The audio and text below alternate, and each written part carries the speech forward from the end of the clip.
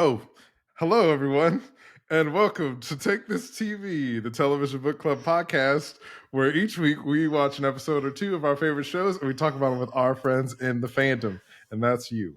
Hello, I'm Carmen Askerdes, and I'm joined as always by the amazing Kimberly Woods. Hello. Hello, hot potatoes. This season we're watching Shogun. And today we're on episode 6. It's called Ladies of the Willow World. Lady Ochiba returns to Osaka in order to accelerate the region's campaign against Toranaga. Man, Lady Ochiba, she's like, I'm like kind of a fan of her. So like she's a great villain. She's so good. Oh my gosh. And we start off this episode getting to learn a little bit more about baby Mariko and baby Ochiba. Yes. It's really cute. While their, dads are not getting along, baby Mariko and baby Ochiba are comforting each other, having this friendship. We get to see some of Mariko training, which is pretty awesome. That's pretty she's sick. pretty badass. Mm-hmm. Yeah. And we see even Toranaga's like, oh, she's pretty good. Yeah. We see her dad arranging the marriage to Bunturo. And she's like, wait a second, this is a step down. What's happening? Why is my dad doing this to me?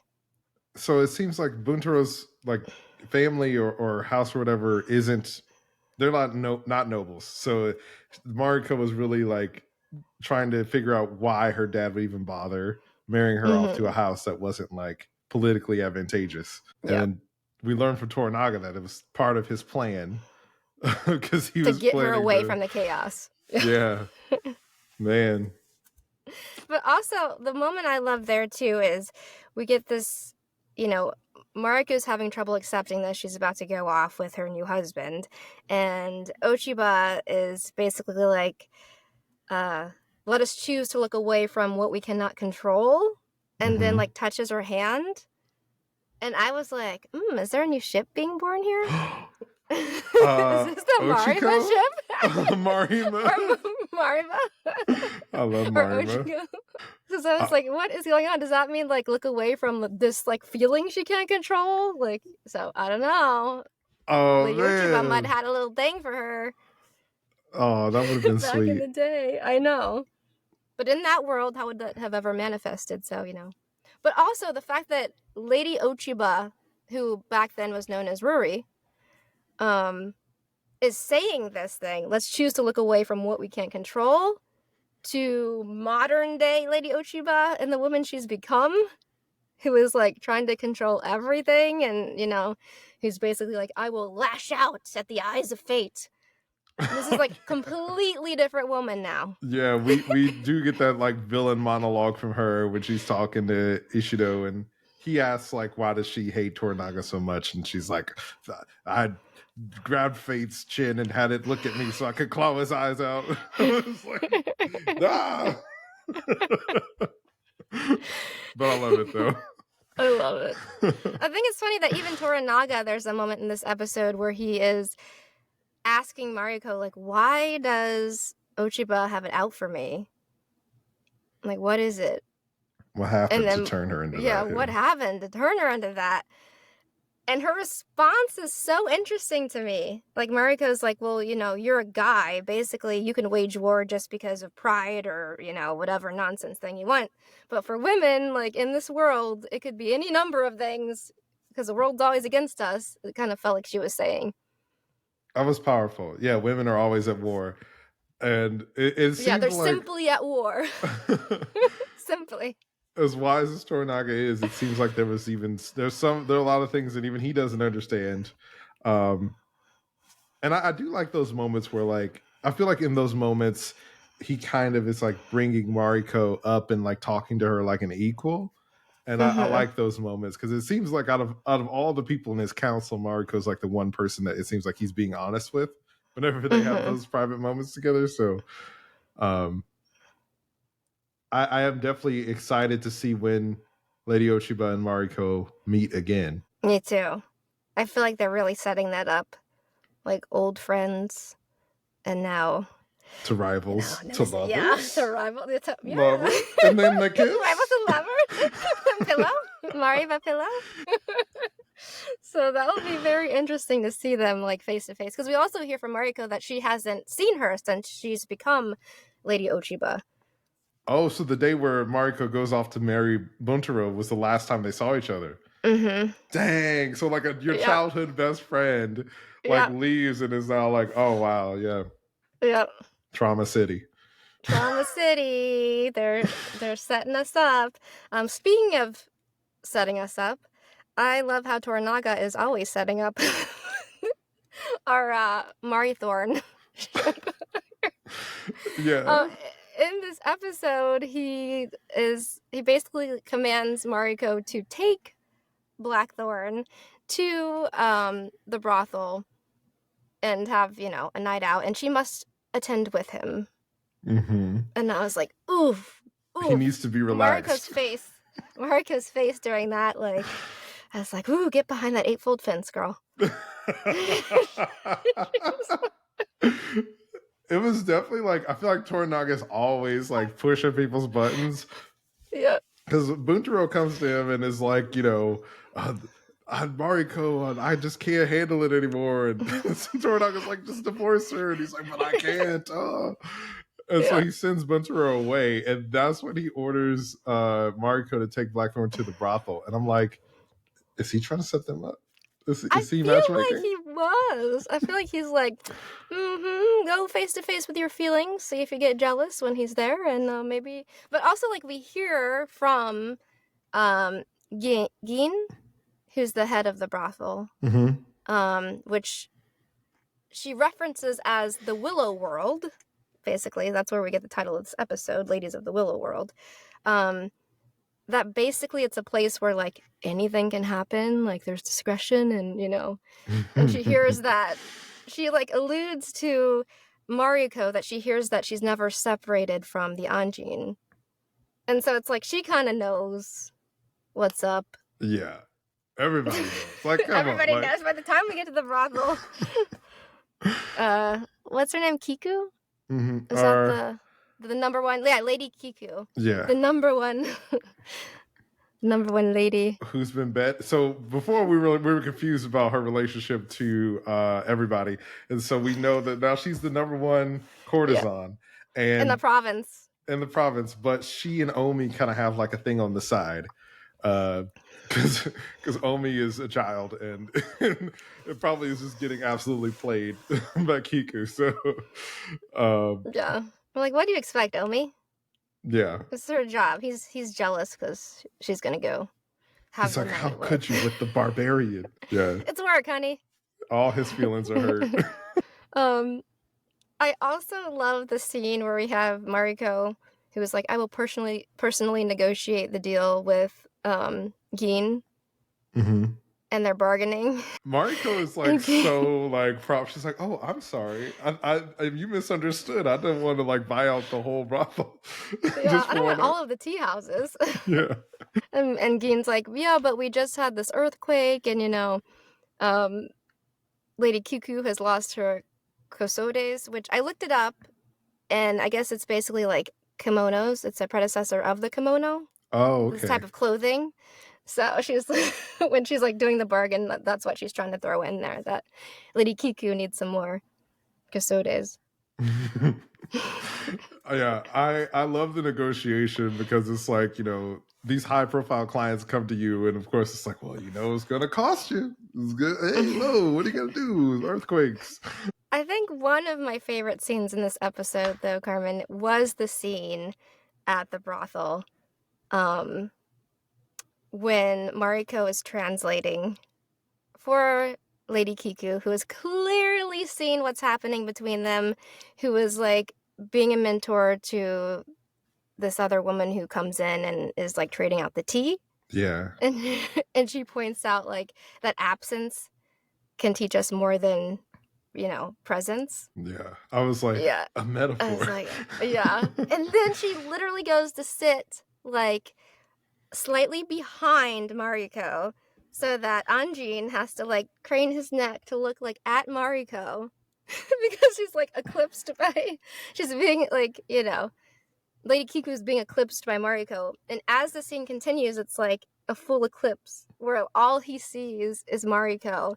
And Mariko goes from speaking in third person and translating and saying like, she says blah, blah, blah, to then saying like, I picked up on that oh too. God, this is so good. Get out of here. The longing. Yeah. The cinematography, this choice. And then there's a little moment when like Mariko's leaving and Blackthorn brushes her hand. And I was like, oh man. It reminds me of that scene in Pride and Prejudice when like the guy's like flexing his hand. And I was just like, the sexual tension is palpable. The sexual tension. The lines. Oh my. I offer you release and safety to create one perfect moment that you wish to inhabit completely. Settle your eyes on what you desire. My unclothed form. Like Mariko was saying this, and his face, Anjin's face of like, oh my God. Like, the inner struggle of like, I want you so badly, but yeah, it was really so good, really good. I feel like Kiku has a moment where she says like, when I see a sister suffering, I can't ignore it. And I mean, we haven't spent much time with this character, but I feel like she's being genuine. Of like, she could tell Mariko has a thing for Blackthorn and is like trying to like help in some kind of way. Yeah. Well, at least it seemed that way. But she is with Omi, so you know. I know. And we did see she them wants scheming, Omi to prosper. I know. I was a little bit worried. And Mariko coming in, even though Gin was telling her like discretion is of the utmost importance, it was like, everybody's watching us, you know. Blackthorn, don't mess up. Then like everybody's looking at what we do. So she wasn't falling for it, but I thought it might be one of those things where they were trying to get them alone to like maybe see what would happen and then maybe use that to their advantage. But like so far it hasn't turned into that. So far. We'll see what happens. So far. And also, the interesting thing to me, too, was Blackthorn's, like, struggling with his emotions for Mariko in that moment. And then Mariko, you know, this, like, offer you release and safety, like, she's flashing back to her past in this moment. Yeah. She was definitely triggered. I found that interesting, like, suddenly, like, her walls coming down maybe in that moment for a little bit allowed for her to, like, be overwhelmed by her memories.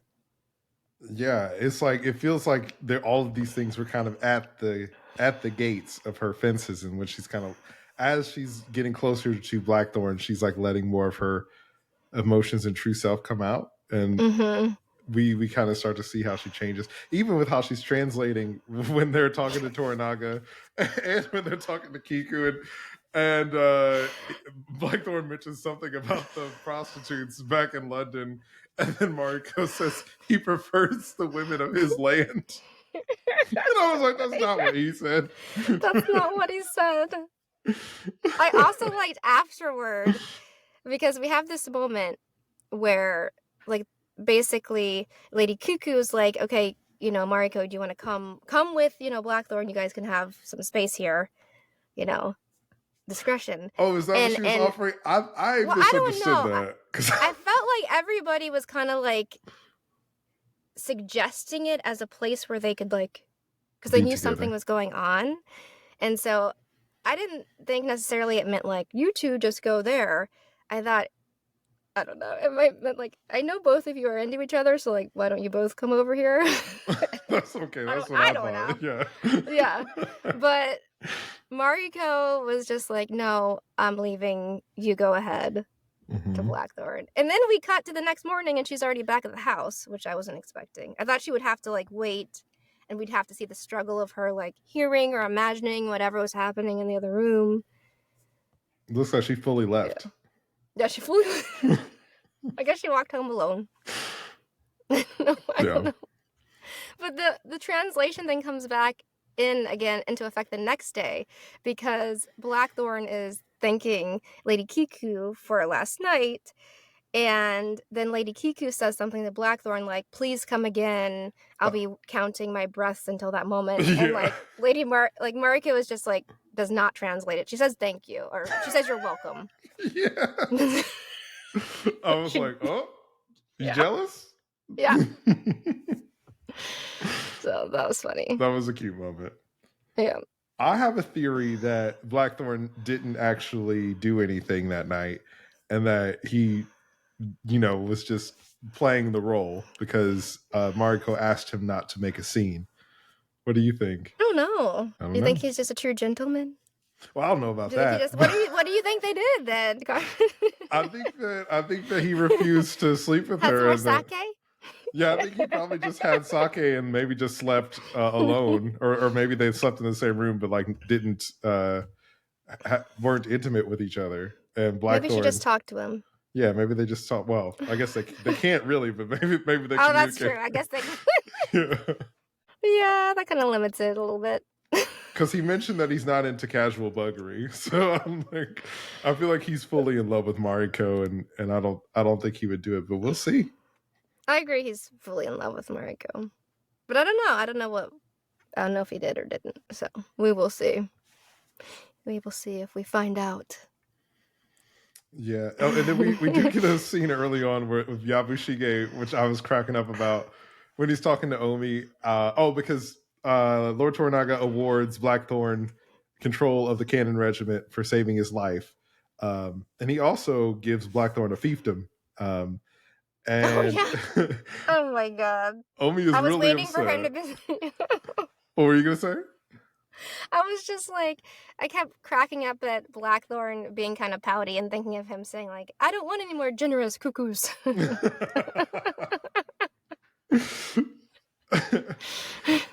So Omi's like freaking out and he's like, what are we gonna do about this uncle to Yabushige?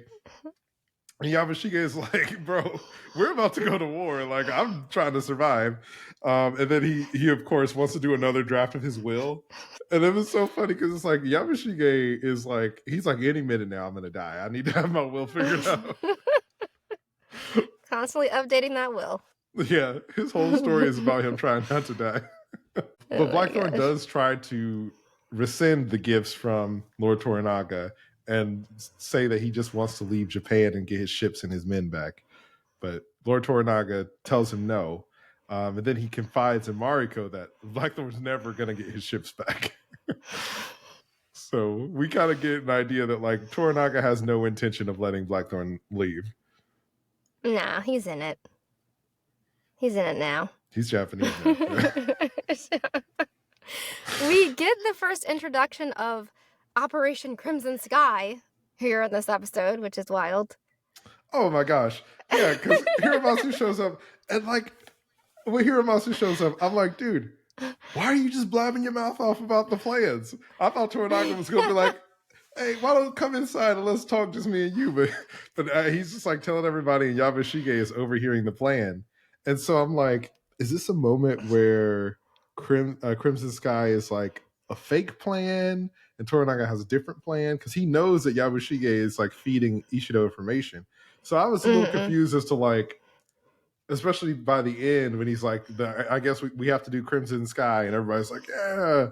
And I'm like, what is Toranaga planning? Because he knows that Yabushige is just going to tell Ishido his plan. So I don't know. I feel like Toranaga is constantly at war with himself about being Shogun and that idea. Yeah. Like, and also coming from the family that he came from.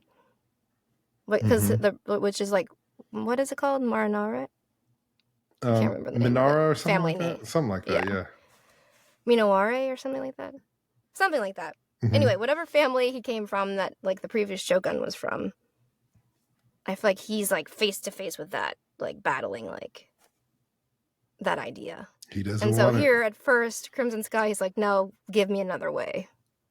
Yeah. Any other way but death, yeah. Yeah. Oh man. Oh, we're almost out of time, but I also wanted to mention real quick that like Ishido kills what's his face? Who's the other a person of the regent? Oh yeah.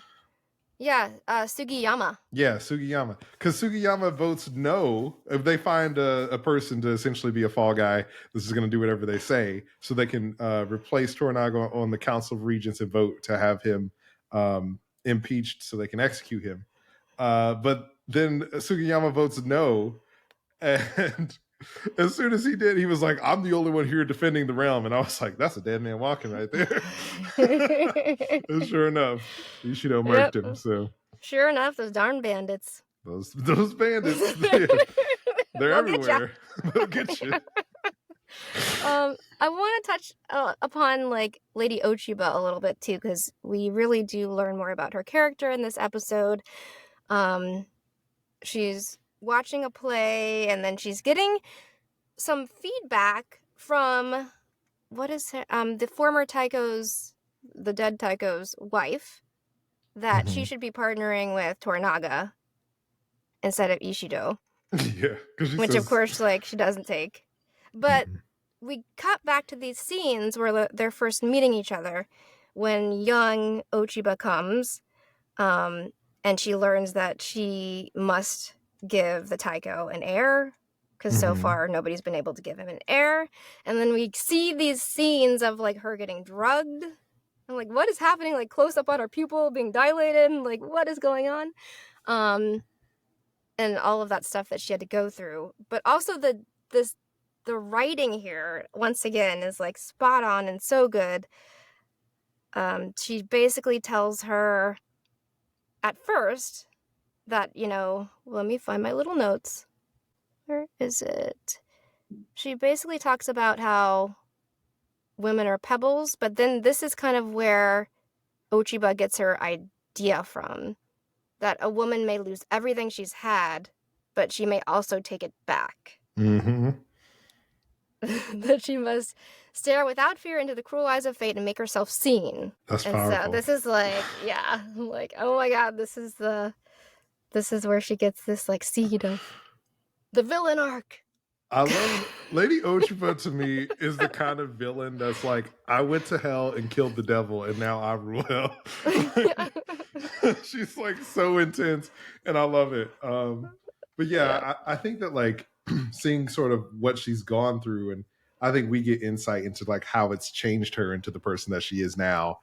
And there's like a little part. I love our heroes. Don't get me wrong, but there's just like a little part of me that's like, but what happens if she gets her revenge though? I think it's funny that she's like one of the only people who like, she's like, I see Toranaga's like secret heart. I don't know, like she knows how smart he is. She doesn't want to partner with him. She wants to battle with him, but she sees and acknowledges how clever he is. Oh, that's right, because she was saying that like the person who set up the person whose fault it was that Mariko's father was killed was Toranaga, because he planted those ideas in her father's head and like kind of orchestrated everything. And that's why she was saying that she knows his true heart, that like everybody's a pawn to him. And I was like, dang, like she called him out, and it like, and I feel like, I'm like, well, she's not wrong. Yeah, she's not wrong. And it might be what he's scared of. I mean, he's good at it. You know what I'm saying? Like, he's good at all of this stuff. He might be too good. He might be scared of letting power get to his head if he was Shogun. Yeah. I mean, I'm excited to see what happens. I love this show. I can't wait to see what happens next. Me too. It's so good. Well, thank you so much for joining us. Don't forget to leave us a comment or a review. We're at Take This TV on Instagram and TikTok. You can listen to us on Apple Podcasts, Spotify, or wherever you get your podcasts. Thanks for joining, and remember, it's dangerous to watch TV alone.